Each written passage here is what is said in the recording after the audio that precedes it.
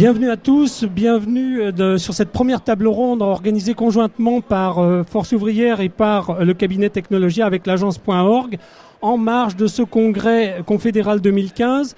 Il va y avoir toute la semaine 6 tables rondes, les jeunes et leur rapport au syndicalisme, l'égalité homme-femme, le développement du syndicalisme, l'avenir des CHSCT, que faire face au burn-out, tous les jours entre 11h30 et midi et tous les soirs entre 18h et 18h30.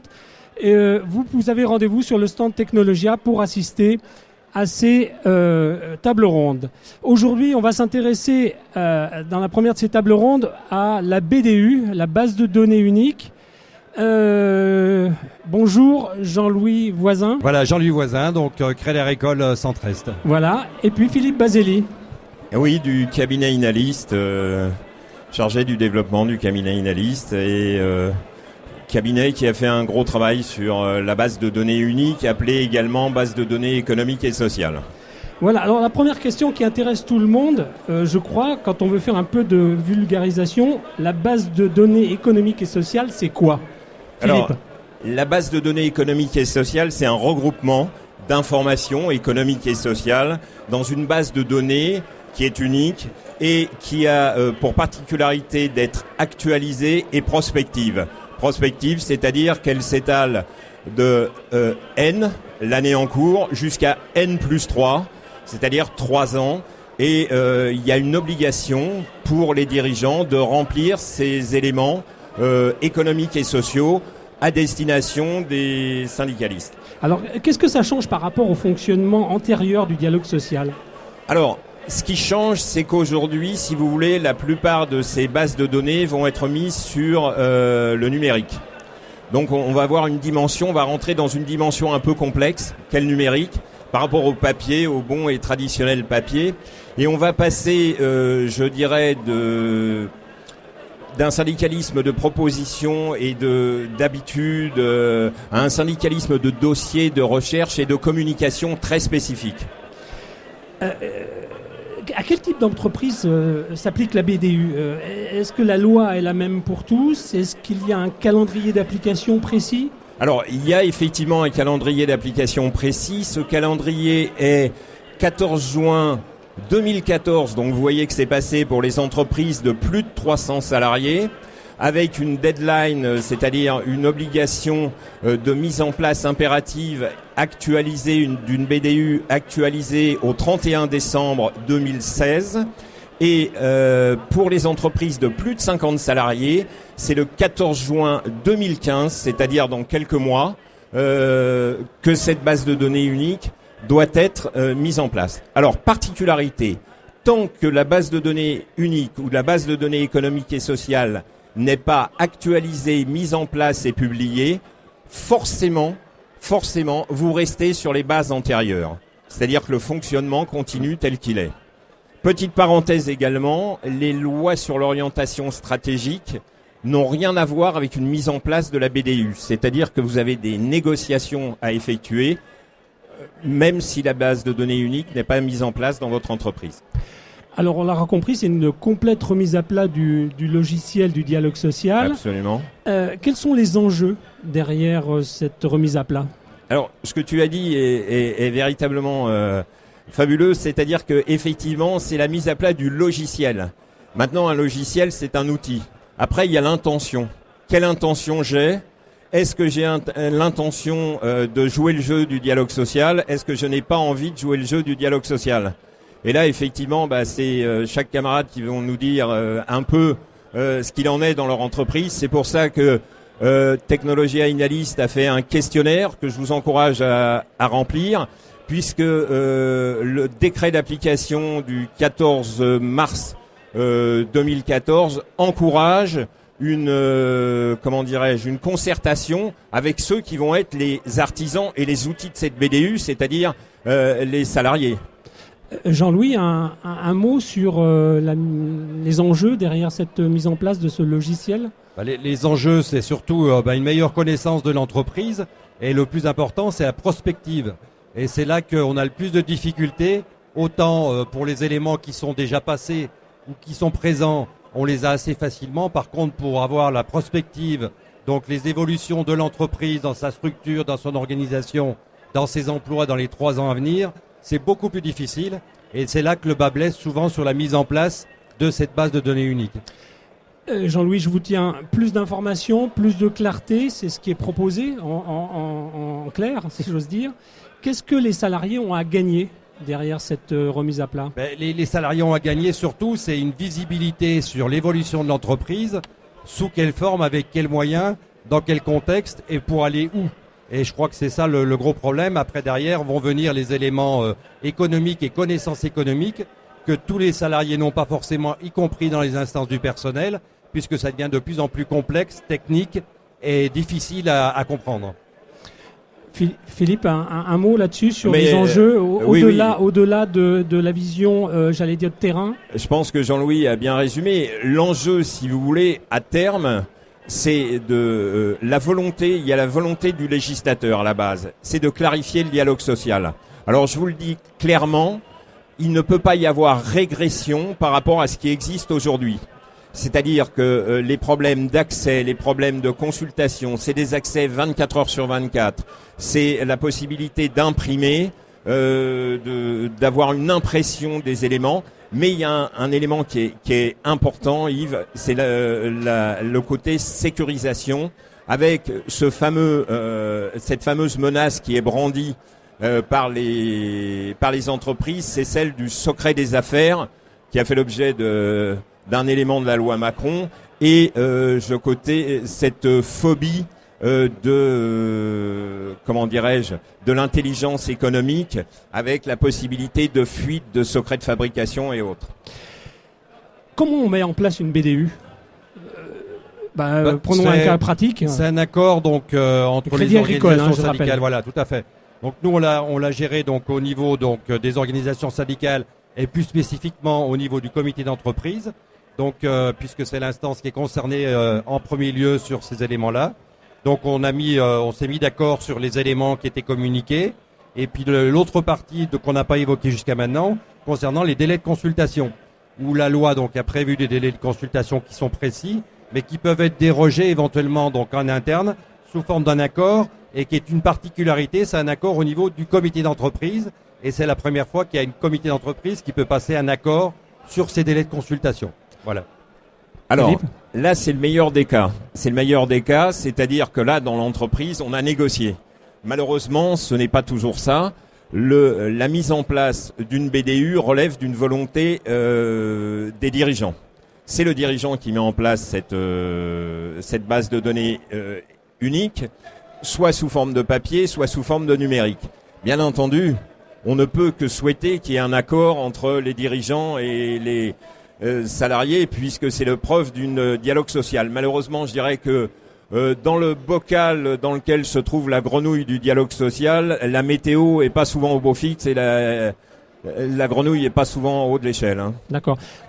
Je reviens sur ce que vous disiez tout à l'heure, Philippe, sur les dispositions. Je voudrais que vous reveniez sur ce que dit la loi, sur les dispositions par rapport aux responsabilités des élus, notamment, par rapport au secret de fabrication, au secret financier. Voilà. Le fait d'avoir, dès lors qu'on a rempli ces éléments prospectifs, N+1, N+2, N+3, fait que les élus ont accès à des éléments dits confidentiels, qui peuvent être des secrets de fabrication. Et là, en cas de dérogation, c'est-à-dire en cas de divulgation, vous avez des risques la loi Macron faisait appel au secret des affaires, c'est du pénal, c'est-à-dire que ça peut aller jusqu'au licenciement, la perte du mandat, bien sûr, et 135 000 euros de dommages et intérêts. Je dirais que là, c'est effectivement quelque chose de très attention. Alors, il va falloir, je dirais, négocier vraiment la durée de la confidentialité, parce qu'une confidentialité, les éléments de la confidentialité, un bilan n'est pas quelque chose de confidentiel, fût-il social et autres, il est publié au greffe du tribunal, donc si vous voulez, c'est pas un élément confidentiel. On peut pas tout mettre confidentiel. Jean-Louis, est-ce que vous avez noté pendant la négociation au Crédit Agricole des freins psychologiques qu'il a fallu lever? des freins psychologiques qui pour l'instant sont encore pas levés, c'est ce que j'expliquais tout à l'heure. Surtout, c'est le constat à l'instant T, ça, il n'y a pas de problème puisque c'est des éléments qui sont connus, publiés éventuellement dans le cas des assemblées générales ou éventuellement au niveau des grèves des tribunaux de commerce. Par contre, le problème, c'est la prospective. Et je pense que là, c'est là qu'on aura le plus de difficultés puisque les employeurs, et au moins ceux que je connais, n'ont aucune envie qu'on ait de la prospective, en particulier sur les emplois. Donc les emplois, c'est les classifications, c'est les nombres, c'est les structures, c'est les types de métiers. Et donc là, ils n'ont pas envie qu'on sache comment va évoluer l'entreprise, puisque là, on aura des éléments qu'on peut utiliser par ailleurs dans d'autres instances, voire éventuellement dans le cadre des négociations. Et puis un élément qui est important aussi, qui doit être communiqué, c'est la rémunération des mandataires sociaux. Et là, pour l'instant, il y a blocage sur cet élément-là, puisque connaître la rémunération des dirigeants de l'entreprise, c'est un gros problème. Et ils n'ont pas envie que tous les salariés, ou au moins les instances du personnel, connaissent ces éléments-là. Et c'est là qu'il y a le blocage. Donc la loi, c'est un cadre précis. On ne peut pas dire que la loi soit un cadre précis. C'est là où je voulais vous amener. Comment on affine après? Alors après, comment on affine? On affine par le combat syndical, bien sûr. On affine aussi par la proposition. On affine petit à petit, si vous voulez, par des éléments, par l'assistance, par des spécialistes et des experts, parce qu'aujourd'hui, c'est une bataille de chiffres. C'est également, en ce qui concerne l'élément prospectif, si vous voulez, une petite anecdote, j'étais avec un délégué syndical central qui appelait son DRH, et le DRH lui dit, mais vous comprenez bien qu'on n'est pas en mesure de faire de la prospective au-delà de 3 à 6 mois. Et j'ai glissé un papier en disant, ah bon, parce que pour les objectifs, vous êtes capable de le faire. Donc là, le DRH a dit, non, mais attendez, mon kiki n'est pas avec ça, on ne sait pas encore, et il a raccroché. Donc si vous voulez, effectivement, on n'est pas capable de faire une prospective économique et de la transmettre au syndicat, mais par contre, l'objectif, on le fixe à 12 mois. Et là, il a valeur de loi. Donc, effectivement, c'est là-dessus qu'il va falloir se battre. On va être dans une notion de preuve. C'est-à-dire qu'il faut absolument faire remplir ces 3 années prospectives. Il faut que ce soit inscrit dans le marbre, de façon à pouvoir dire après, mais attendez, ce que vous nous avez dit il y a 3 ans n'est pas juste. Donc, vous allez être obligé de démontrer qu'il y a une préméditation, si préméditation il y est. Alors, effectivement, ce que disait Jean-Louis est très vrai. C'est-à-dire qu'on a des problèmes, notamment au niveau des flux financiers et entre filiales. Alors je peux vous dire que là, il faut des experts. Il y en a un qui est sur le stand, là, qui s'amuse à démonter tous les circuits financiers, et c'est pas facile. Vous avez également les salaires, la rémunération des dirigeants, qui semble être une vicissitude, mais qui souvent est quelque chose de très important. Voilà.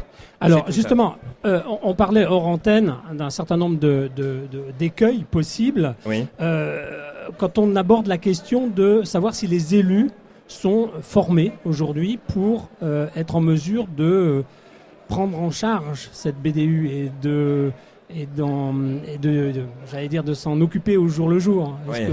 Alors, effectivement, les élus ne sont pas encore formés.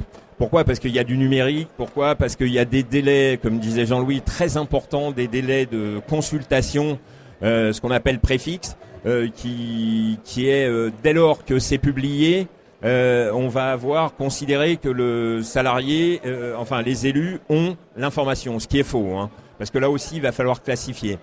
Par contre, effectivement, au niveau formation, c'est plus au niveau comportemental.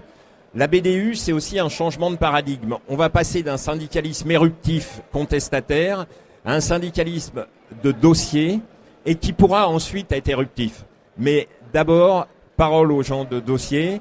Il va falloir que dans vos équipes syndicales, vous désigniez des gens qui vont être en charge de ces dossiers, des gens qui ont ce comportement-là. Et ça, c'est primordial, à mon avis.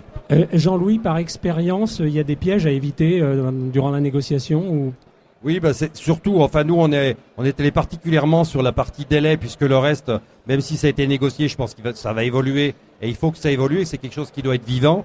Et sur les délais de consultation, c'est le problème entre les remises des documents et la consultation effective qui va être réalisée derrière.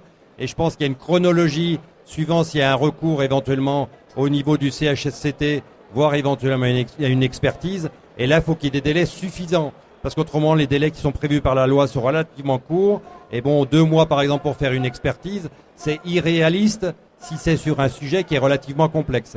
Et je pense que c'est ça l'élément important. C'est ce qu'on évoquait. Vous me parliez d'info-obésité hors micro. C'est-à-dire que la tentation est grande, chez les dirigeants notamment, puisqu'il faut de l'information, eh bien, donnons une masse d'informations telle qu'elle devient... on n'arrive pas à la lire, quoi. On n'arrive pas à la décrypter. Et il paraît que l'Académie française a enregistré ce nouveau mot, infobésité. C'est-à-dire qu'on va vous donner beaucoup d'infos. On va vider ces infos sur vous et puis vous aurez du mal à le trier. Donc il va falloir vous faire assister pour le trier. Et puis vous avez le reste, c'est ceux qui ne donnent pas d'infos du tout. Donc on va être entre les deux. Il va falloir trouver un équilibre. Jean-Louis, mais je crois que le problème de l'information également, c'est que c'est une information qu'il faut aller chercher. C'est-à-dire qu'elle est sur une base, mais il faut aller chercher cette information. C'est-à-dire elle nous vient pas directement, il faut aller la consulter. Et ça devient relativement complexe après, derrière, pour pouvoir l'analyser, pour éventuellement... Et ça, c'est un élément qui est fondamental. C'est un changement complet par rapport à ce qui était remis précédemment. D'où une nécessité d'avoir des systèmes d'alerte, de négocier des systèmes d'alerte. C'est-à-dire que vous ne devez pas aller à la pêche, c'est-à-dire que vous devez avoir l'info avec un système d'alerte. Deuxième chose, tout ce qui est convocation. La BDU, c'est pas la boîte à ordures non plus, hein, ça veut pas dire boîte à ordures, c'est une base de données. Donc les convocations, notamment en termes des élus, se font toujours intuitu personae, c'est-à-dire directement à la personne, et ne figurent pas dans la base de données unique, hein, ou la base de données économique et sociale. Hein. Alors je présume qu'il y a, on n'est pas dans le monde des bisounours, il y a plein de dirigeants au moins attentistes, sinon carrément hostiles. Comment on fait dans ce cas-là quand on a une fin de non-recevoir, un blocage, on négocie comment? C'est quoi la bonne attitude à adopter? C'est se faire aider? Alors, la bonne attitude, ça va être de s'appuyer sur les textes. S'appuyer sur les textes et ensuite avoir un comportement adéquat. Le comportement colérique, éruptif et autres fait gagner du temps aux dirigeants. Ils appuient sur le bouton. Ils savent que tel et tel élu, il va démarrer au quart de tour. Et ils sont conseillés par des cabinets comportementaux qui leur dit, bah voilà, avec telle et telle dans telle et telle occasion, voilà ce qu'il faut faire et tout. Aujourd'hui, chez Technology Analyst, on a mis en place des intervenants comportementaux qui vont pouvoir travailler sur le comportement, qui vont pouvoir vous aider, vous accompagner tout au long de cela. Vous avez également dans cette base de données unique tous les éléments sur les lois, sur les orientations stratégiques, sur des consultations, des nouvelles consultations, et vous pouvez faire appel aux experts pour, dans le cadre d'un financement qui est prévu par la loi. Oui, Jean-Louis. Oui, le risque également sur la mise en place de cette base de données unique, c'est qu'on se retrouve plutôt avec des syndicats d'accompagnement au niveau de l'entreprise. Et c'est un petit peu la déviance de ce système-là, c'est-à-dire que ce soit les syndicats et au moins les comités d'entreprise et les CHSCT qui accompagnent l'évolution de l'entreprise, alors que c'est pas du tout là ce qui est recherché par cette base de données unique, mais les entreprises ont tendance à évoluer dans ce sens-là. Et c'est pas la philosophie de Force Ouvrière. Oui, voilà. C'est-à-dire qu'en fait, si vous voulez, effectivement, il s'agit pas d'une déviance, et je dirais que la barre, eh bien, c'est chacun dans l'entreprise qui la tient, et vous devez justement vous appuyer sur des experts, vous appuyer, et nous, on est là pour vous aider à maintenir le cap.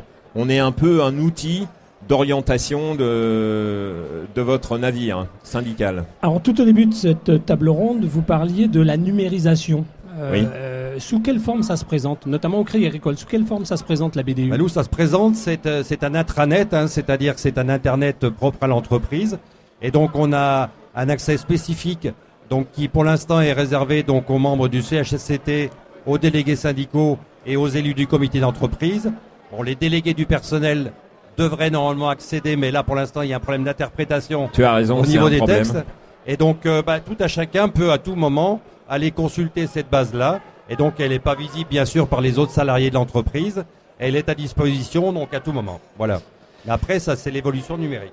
Alors, je peux me permettre de poser une question. Est-ce que vous pouvez imprimer les documents qui se trouvent sur la base de données ? Oui, tout à fait. On peut imprimer les documents sans aucun problème. Alors souvent, c'est plutôt fastidieux parce qu'il y a un thème volume de papier qu'il faut faire des sélections et non pas tout imprimer parce qu'on arrive à avoir une masse de papier phénoménale. Mais on a cette possibilité-là, tout à fait, oui. D'accord. Globalement, comment ça s'est passé au Crédit Agricole ? Ça s'est passé relativement bien en sachant que il y avait une échéance qui était une obligation donc légale au 14 juin 2014. Nous, ça s'est passé, on peut dire globalement bien. Maintenant, la crainte qu'on peut avoir, c'est sur l'évolution de cette base de données unique et sur cette partie prospective. Et j'insiste beaucoup sur ce sujet parce que je pense qu'on voit là qu'il y a un blocage. Et comme tu l'évoquais tout à l'heure, on sent que les entreprises sont pas prêtes encore à rentrer sur ces informations-là. Il y a des effets pervers déjà ? Non, pas spécialement. Moi, je vois pas d'effet pervers. Après, il faut beaucoup s'impliquer et puis surtout ne pas hésiter à avoir recours à une expertise ou à des expertises si nécessaires, puisque tous les participants, tous les élus n'ont pas forcément toutes les connaissances nécessaires pour analyser l'ensemble de ces documents et des informations qu'ils contiennent. Alors, concernant les effets pervers, oui, il y en a déjà, moi je peux vous le dire, c'est la désaffection. C'est certains syndicalistes qui lâchent en disant c'est du numérique, j'y comprends rien et on va lâcher. Et ça, je vous le dis tout de suite, c'est juste pas possible, quoi. Il faut éviter ce genre de choses. C'est-à-dire, il va falloir que dans toutes les organisations syndicales, on ait des gens qui soient véritablement spécialistes du numérique et tout, qui puissent transmettre véritablement à leurs camarades tous ces éléments, le savoir-faire numérique. Voilà. Comment ça se passe justement chez FO, chez vous ? Nous, on a une organisation déjà très structurée parce que c'est déjà une grosse entreprise. On a une commission économique et juridique, dont je suis président également. Et après, je pense que l'expérience compte beaucoup. Il y a les compétences certes, mais l'expérience, le vécu aussi. Ouais, plus l'entreprise est grosse, plus c'est facile. Plus c'est facile, plus c'est structuré, plus c'est organisé. Et même au niveau syndical et au niveau du comité d'entreprise, on est organisé aussi dans ce sens-là, ce qui n'est pas le cas dans les plus petites entreprises. Voilà, donc il y a des grosses différences en fonction de la taille de l'entreprise. Alors, le deuxième effet pervers, je dirais, c'est que les salariés donc se désintéressent, je l'avais dit, de cette base de données économique. Mais il y a un deuxième effet pervers, c'est qu'on mette sur le cloud ces bases de données. Et là, il y a un véritable risque de sécurité économique, c'est-à-dire qu'avec les grandes oreilles qui écoutent et les systèmes US, on recommande, nous, de ne jamais installer sur le cloud cette base de données unique ou base de données économique et sociale. Effectivement, cette porte ouverte sur les archives de l'entreprise, évidemment. Merci d'avoir suivi cette première table ronde. Merci messieurs, merci Philippe, merci Jean-Louis. Merci aussi. On se retrouve ce soir ici même à 18h pour une table ronde, cette fois pilotée directement par FO sur les jeunes et le syndicalisme.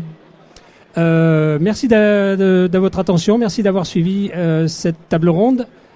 À ce soir, merci.